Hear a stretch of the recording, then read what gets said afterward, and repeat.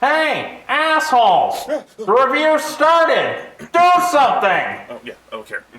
Hello, everyone, and welcome back to another edition of the JTISREBORN movie reviews. And happy Valentine's Day! Shout out to all the happy-go-lucky couples out there enjoying themselves, and a special shout out to those who are destined to die alone, such as myself. Well, seeing how it is Valentine's Day, and I clearly don't have anything better to do or go out with anyone or anything like that, instead I'm sitting right here with all of you, I figured I'd review something that sort of ties into the holiday. That's right, everyone. We are back with the DCAMU movie reviews, and in today's video, we're going to take a look at the sixth entry in this universe with a review on Justice League vs. Teen Titans, as a special Valentine's Day gift from me to you. But before we go into the main review portion, let me take you back to 2016. I know that it's not a year that too many people are all that fond of, but at least it was in 2020. For whatever reason, when it came to superhero stuff that year, it seemed like it was the year where heroes fought against each other. We had Daredevil vs. Punisher, Batman vs. Superman, Team Iron Man vs. Team Captain America, and of course, Justice League vs. Teen Titans. In fact, I think the only two heroes who didn't fight each other that year were Supergirl and The Flash. Anyways, back in early 2016, I remember watching Batman Bad Blood on Blu-ray for the first time, and noticing within the special features a sneak peek for the next DC animated film, which ended up being Justice League vs. Teen Titans, and I got really excited because I love the Teen Titans, and I wanted to watch something that took the characters a little more seriously. At the time of its release, there really weren't too many things to look forward to as a fan of anything Teen Titans or teenage DC characters in general. The classic Teen Titans cartoon had been off the air for many years up to this point, Young Justice had been cancelled for the first time? All we really had at the time was Teen Titans Go, which I can't believe is still on the air somehow. Why can't you just die? Now, don't get me wrong, Teen Titans Go has its moments and can be kind of funny at times, but with that being the only option for Teen Titans content in terms of animation, it leaves a lot to be desired if you're a fan of these characters, so you can imagine how relieved I was to be getting this movie. It came out at the right time when I needed it the most. I was kind of going through that phase where I was missing the 2003 Teen Titans TV show, and while I didn't quite get a sixth season, I at least got something Teen Titans related that wasn't Teen Titans Go to help with the void I was feeling at the time. Released in 2016 and directed by Sam Liu, his first film in the DCAMU, Justice League vs. Teen Titans is a notable entry within this universe as it introduces one of DC's most popular teams, the Teen Titans, into the series. One of the things that made it a little more intriguing to me was how this roster of Titans characters isn't necessarily a specific lineup from the comics, but it instead mixes characters from multiple generations. I actually really like this roster as it allows for some of the more experienced heroes to mentor the younger ones. So as the movie begins, we see the Justice League facing off against the Legion of Doom, with Damian off to the side mostly focused on crowd control. During the fight, the villainous Weather Wizard ends up being possessed by some sort of demonic entity sent by Trigon and causes a lot of problems for the League. Damian, feeling like he's being underutilized, decides to go against his father's orders and take action by detonating the Batplane against the now possessed Weather Wizard. He manages to stop him from causing any more damage, but they end up left without any information as to what possessed him. So as punishment for his actions, Damian is sent to Titan's Tower so that he can learn to work well with others, and also socialize with kids his age for the first time. I also want to acknowledge how funny it is that pretty much every member of the Justice League is afraid to piss off Batman. Even when Superman tries to tell Batman to cut Damian some slack for trying to help, he just gets this dirty look from him and immediately backs off. At the end of the day, everyone fears Batman. So as I was saying earlier, Damian gets sent over to the tower with Nightwing there to drive him. We get a nice little bit of brotherly banter between the two of them that builds a little bit off their established dynamic from the previous film, Batman Bad Blood. It is a little unfortunate though that they don't really share any more scenes after this. Aside from a video chat he has with Starfire later on, Dick pretty much exits this movie as soon as he drops Damian off at the tower. Speaking of which, it is at this point when we are introduced to the rest of the Titans for the movie. First off, we got Blue Beetle, aka Jaime Reyes, who kind of fills the cyborg type role on this team, but with that Blue Beetle touch where he struggles with his ability in controlling his scarab. He's pretty decent in the film, but doesn't get too much focus. Next up is Beast Boy, who can transform into any animal in the entire animal kingdom, and also acts as the comedic relief for the team. Not every joke he makes works, but he does have some of the funniest lines in the movie. Whoa, wait. So your mom did it with Satan? His name is Trigon, but basically yes. But they totally did it. After Beast Boy, we then have Starfire, who is the current leader of the Titans. Outside of the comics, this is my favorite adaptation of Starfire. She isn't really a full-blown fish out of water who doesn't understand her earthly customs. She's been here for a while and is well adjusted to living on Earth. She manages to maintain aspects of that fierce warrior spirit, but also maintains a lot of that nurturing demeanor that makes her a good leader for the team. She still has her struggles, but tries to do the best that she can to provide a good environment for her team to flourish in. But most importantly of all, she is fine as hell. I like it a lot. You know what? This isn't fair, man. It's fucking Valentine's Day and I'm alone here sipping over Starfire. But will she ever show up in my life? Of course not! Instead I get visitors like Michael Myers or the Cult of Thorn, where I spend hours getting harassed on the phone by fucking obnoxious shippers online, or some other bullshit, man. I just can't fucking win! It's not fair. You know what? I'm sorry, everyone. I'm getting off track here. It's Valentine's Day. It should be a time of love and gift-giving for everyone else except for Sean. I just love it so much. I'm getting off track. Let's get back to the review. Alright, apologies for that. Let me get back to what matters. So, I mentioned Starfire, Beast Boy, and Blue Beetle being in this thing, but there's one other Titan in this movie, and that is Raven. Now, Raven is one of my favorite comic book characters of all time. I was first introduced to her in the 2003 animated show, like a lot of other people, and I've been a fan of hers ever since, even going back and reading a lot of her earlier comic book stories from the past. She's an empathic magic user of the group, and to me she's kind of the heart and soul of the movie, with her storyline surrounding her and her father Trigon being what drives most of the plot within the film. So with Raven, Starfire, Beast Boy, Blue Beetle, and now Damian together under one roof, tensions soon start to rise between Damian and just about everyone else on the team, even getting to the point where Damian begins throwing shade at everyone.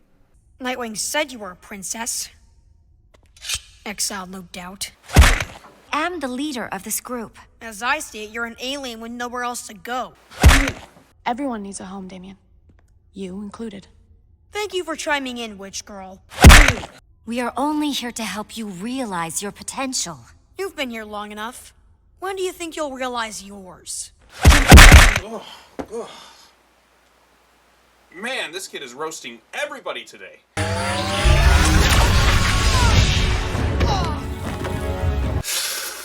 Ooh, maybe I spoke too soon. Alright, well, to be fair, Damian needed to be humbled a little bit for talking so much shit. However, it maybe goes a little too far, as Damian nearly ends up being killed in the process. That is until Raven rushes in to heal him. She does, but in doing so, a sort of magic bond is formed between the two of them. When she heals him, Raven sees into some of Damian's memories, and he sees a bit into some of hers. Damian makes a recovery, but it takes a toll on Raven physically, and she has to be taken somewhere to rest and recover. This moment between the two of them is also a rather important one, as it marks the beginning of the Damian and Raven relationship within this universe. That's why I also chose to review this movie for Valentine's Day this year. See? I told you I'd find a way to tie this holiday into the video somehow. After being healed by her, Damian begins to want to know more about Raven, even breaking into Starfire's room to try and get more intel on her, much to Corey's displeasure. Which is a total Batman move, by the way. Eventually he confronts her outside while she is meditating, does actually thank her for healing him. However, he still has a bit of an attitude over the fact that she was able to see into a bit of his memories. However, Raven tells him that she didn't see them so much as felt them, and has been trying to shake them off ever since. And given what Raven has been through in her life, that says a lot. We also do get to see a bit of the more vulnerable side to Damian when the conversation shifts to him talking about his grandfather and how they were meant to rule the world together, which is a very similar situation to what Raven has to deal with having Trigon be her father and him wanting to rule with her. The difference being that Damian actually looks up to his grandfather, whereas Raven fears Trigon and what he's capable of. Damian also reveals to Raven that when she was healing him, he could see into her head too, but when he presses her about what he saw, Raven gets defensive and leaves. Meanwhile, as the teen drama is happening, there is also the other part of the movie which involves the Justice League characters. To be honest, the stuff with the Justice League has always been kind of the least interesting part of the movie for me, and whenever they're on screen, I keep wanting to rush through their scenes and get back to the stuff with the Titans. Yes, I understand that the title of the movie is Justice League vs. Teen Titans, so there does need to be scenes with them in it, but I already have a couple of movies with the Justice League lineup. The Titans are the characters that need more screen time so they can get fleshed out more. The scenes with the Justice League mostly just involve them investigating what's been going on. We get more scenes with Superman and Wonder Woman together as a couple, which I'm not too big a fan of to begin with. There's nothing all that interesting to me that happens in these scenes, other than see Superman get possessed and start beating the living shit out of Atomic Skull. I gotta admit, that was kind of fun to watch. But enough of the Justice League, let's get back to talking about the Titans. After a real fan-servicey call with Nightwing, complete with plenty of cleavage, Starfire gets the idea to have a mandatory fun day by bringing the team to the local carnival. Her thinking is that this will give Damian a chance to bond better with the other Titans and hopefully form some sort of friendships along the way. It actually does start to work as we actually get to see Damian get to be a kid and have fun for the first time alongside Raven. And while this scene has some nice moments, it's nearly ruined by this awful fucking song choice. Help me believe in something. It sounds like they ordered Sum 41 on Temu. It's awful. Couldn't they have picked a better song? Or maybe just went instrumental? Or hell, you know what? Here's some better choices that could have went with this scene. We're gonna need a montage. We'll take some montage. Or, since it's Valentine's Day, you could have gone with this.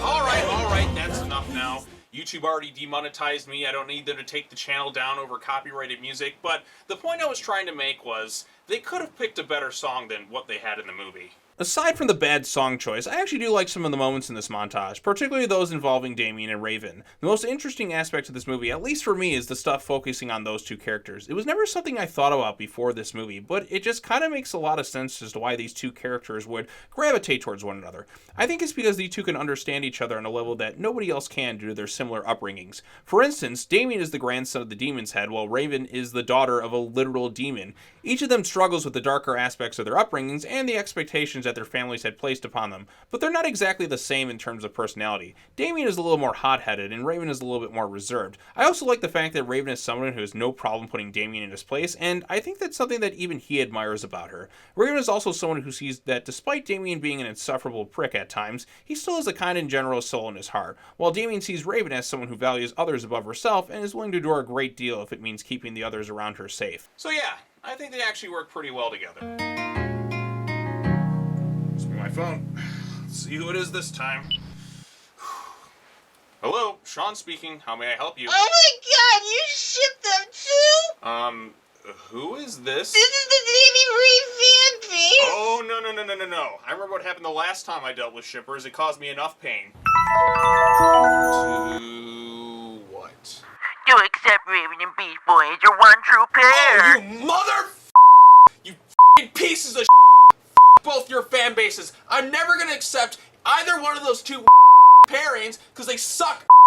And you two sons of whoever the you guys are your pieces of I hate all of you. So you know what? Both your fan bases can take one giant step back and literally then when you're done with that, you can get over here, meet me at my house so I can you both up.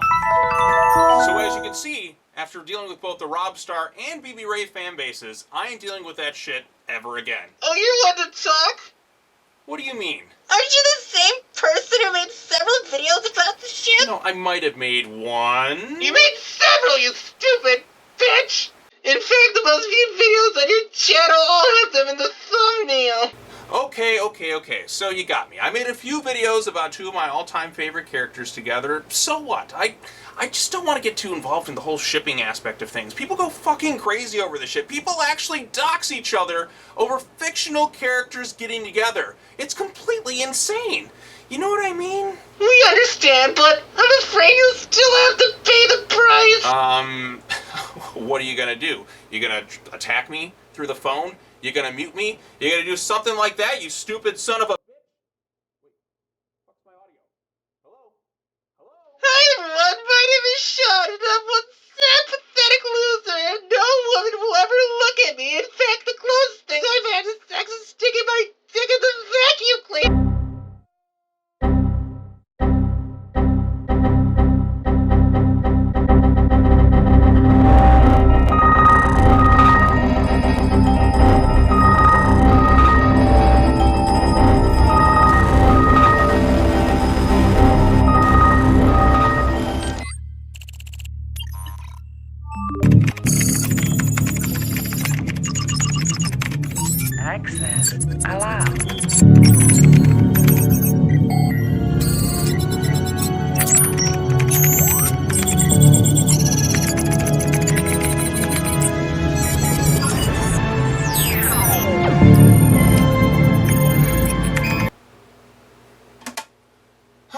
Sorry about that, folks. I had to actually reboot the review in order to get rid of the shipper virus. Never had to do that before. I was always kind of afraid to, but anyways, let's get back to the rest of the review. Hopefully no more viruses will interrupt us again. Okay, so back at the fair, after Raven tells Damian is a kind and generous soul, we get a scene where Damian challenges Beast Boy to a dance-off, which is kind of crazy to think about considering it is Damian, but it's still kind of fun. However, the fun doesn't last long as Trigon's minions show up and attack the fair. Starfire then yells, "Titans, go!" And they even get their own transformation scene that feels right out of Sailor Moon. Well, everyone except for Damian. Damn it. The Titans manage to take them down, but then questions remain about Raven's backstory. She then tells them about how she was conceived and that her mother fled to a place known as Azreth to keep her safe. However, Raven got curious about her upbringing and summoned her father Trigon to learn more about herself, which turned out to be a deadly mistake as Trigon would end up laying waste to all of Azreth, with Raven being the only survivor. Much to the horrors of everyone on the team, it is actually a pretty effective scene, and the guilt Raven feels over what happened has to weigh heavily on her. She was just an innocent kid who didn't really know any better that feels responsible for the deaths of so many innocent lives. We do learn that she did seal Trigon away after this, but she didn't want to spend the rest of her life having to watch over him. She wanted a home with people around her that cared about her, so she sealed him in hell and left. However, now that he's found her, she has to flee to not only keep herself safe, as he needs a conduit in order to enter the earth, but also to protect her friends. As Raven tries to leave, Damian stops her, letting her know that she left she would always be running, and that the Titans will protect her since she is one of their own. However, the Justice League soon arrives, and while Damian argues with his father about the team keeping Raven safe, Trigon's minions show up once again, only this time to possess the Justice League, much like they did with the Weather Wizard at the beginning of the movie. Then finally, nearly 50 minutes into this hour and 20-minute movie, we get the Justice League versus the Teen Titans. And you know what? I'm just gonna say it. The title of this movie is complete fucking bullshit.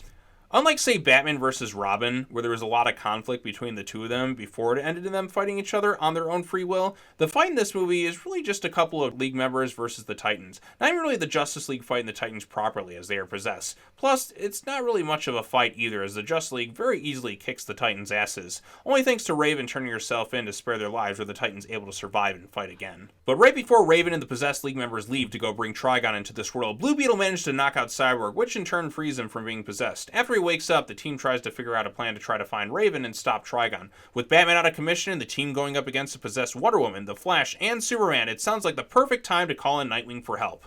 I mean, after all, he is literally one of the founding members of the Titans, so naturally he'd be there to help the team, right? Wrong, sir. Wrong! Yeah, for whatever reason, they don't bother calling in Nightwing, or hell, any of the other members of the Justice League. You could argue that there's the fear of them getting possessed, but once each member is free, there isn't really an attempt to repossess them.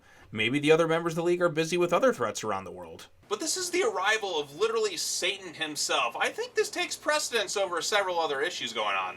Alright, so they're able to find out where Raven is at and face off against the possessed League and manage to free them. However, Trigon soon arrives, and the only way to stop him is if Raven can seal him in this crystal that is in hell. So the Titans, along with Cyborg, literally have to go to hell in order to help Raven try to stop her father. Once in hell, we do get some decent action bits. Beast Boy even transported some crazy-looking nightmare creatures. Soon Raven managed to reach the crystal, however, before she can complete the spell, she is then attacked by none other than Ra's al Ghul. Or maybe it's a demon that's taken the form of Ra's. I'm not exactly sure what's going on, but the movie basically presents this as if it were actually him. Before Ra's can finish off Raven, we see Damian intervene, but he's shocked to see his grandfather, who reveals to him that Trigon is the one who helped provide the Lazarus Pits with their power. He gives Damian the chance to bring him back to life, so that way they can rule together, but only if he kills Raven. Now, keep in mind, Ra's is someone who Damian had idolized. He saw him as this great man. However, this is the moment where Damian's idealized perception of Ra's changes, and he saw him for what he truly was for the first time in his life. Ra's even asks him to prove his love, and instead of following Ra's, he instead chooses to help Raven. Upon seeing this, along with seeing what the other Titans are doing, helps Raven to find her inner strength, and using her powers, she manages to seal Trigon away in his crystallized prison. With Trigon now sealed away, the Titans decide to head home. However, Raven says it would be best for her to stay and watch over Trigon, since he is still a major risk. I do like how, despite defeating Trigon, Raven is still willing to sacrifice everything she has for the sake of others. It really does go to showcase what kind of a selfless hero she is. But despite her reluctance, Damian and the other Titans ultimately convince her that her home is with the Titans. So she heads back to Titan's Tower with them, and then they even get a message from the Justice League praising them for their role in saving the world. In other words, great work, Titans. Your determination and teamwork saved the world. Oh my god. We did it, Eric. We found each other's ray of sunshine. Alright, so the Titans save the day, receiving their praises for their roles in saving the world. Then Cyborg shows up with some pizzas, and then they have pizza time. Then the movie ends with the reveal that Raven is keeping Trigon trapped in a crystal on her head, where he spends every waking moment screaming and complaining about how one day he will get out of there. There's also this image that pops up showing the Titans posing together, including Cyborg and Nightwing, which is kind of ridiculous because Nightwing didn't really do anything in this movie. He dropped Damian off at Titan's Tower, and then later on he has a video chat with Corey where all he's clearly thinking about is getting a piece of that Tamaranian ass. After that, though, we do get a post-credit scene that sets up the arrival of Terra, which would then be followed up in the sequel, Teen Titans: The Judas Contract. Looking back on the film nearly 10 years later, which I can't believe I'm saying out loud right now, fuck, I feel old, was kind of fun to do. The film, in my opinion, works best when it focuses on the Titans. Whenever the League shows up, I find myself losing interest in a lot of it. The voice acting, for the most part, is pretty decent overall. In terms of the Titans, Stuart Allen still remains the best Damian voice actor there ever was to me. I quite like Taissa Farmiga's take on Raven. Kari Walgreen does a solid job as Starfire. Brandon Suho feels very much like Greg Sipes' Beast Boy, but he fixed the character just fine. Then you have Jake T. Austin as Blue Beetle, who kind of gets the least amount of stuff to in this film, but he's fine as well. In terms of the main antagonist this time around, we have Trigon, voiced by none other than John Bernthal, of all people. That's right, the Punisher is Trigon in this thing. Trigon as an antagonist in this movie kind of comes across as someone who's just sort of there to me. I can't quite put my finger on it, but something is missing with this take on the character to really leave a big impact on me. A lot of the movie is spent preparing for his arrival, and when he does show up, he's defeated before he can cause any real damage. Yes, there was the flashback stuff with him where he laid waste to Azarath, but other than that, he just never really left much of an impact to me. I also noticed a few animation flubs upon rewatching this, some minor ones like when Damian gets healed, but then the next shot his wounds are still there before they disappear again in the next shot. But the most glaring one to me comes when Damian is about to face off against Beast Boy in his little dance-off. He says, "I'm a quick study." However, if you watch closely in the scene, Raven is mouthing the exact same thing as Damian, despite not saying anything. It is as if the animators didn't know who was supposed to be speaking this thing, so they just animated them both at the same time.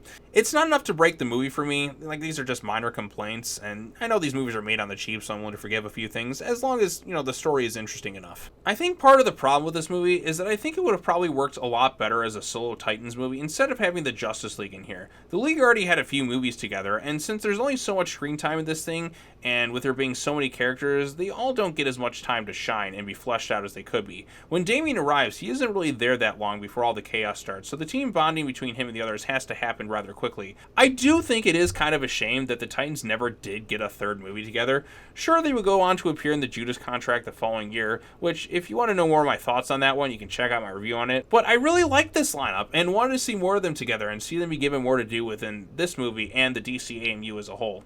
I really wanted to see how this team dealt with the fallout of Terra. I want to see more of Corey as the leader and also the introduction to Blackfire, which is what they supposedly wanted to do with the third Titans movie. I wanted to see how Donna Troy would have interacted with the rest of the team, and of course, I want to see the stuff with Damian and Raven fleshed out a little bit more.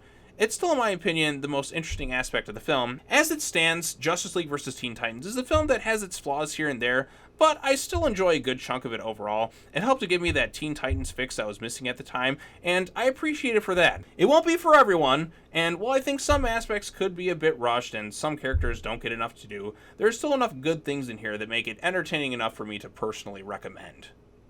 Well, after several years in the making, I have finally finished reviewing Justice League vs. Teen Titans, and I gotta say, I feel relieved. Not exactly sure what movie I'm going to review next, but all I can say is stay tuned. I hope you all enjoyed this video, and that you have a happy Valentine's Day with lots of... Oh, for fuck's sakes, who is calling me now? What? So, you thought rebooting the video would get rid of us? No! You know what? I'm done. Fuck Valentine's Day. It can kiss my fucking ass. Gah!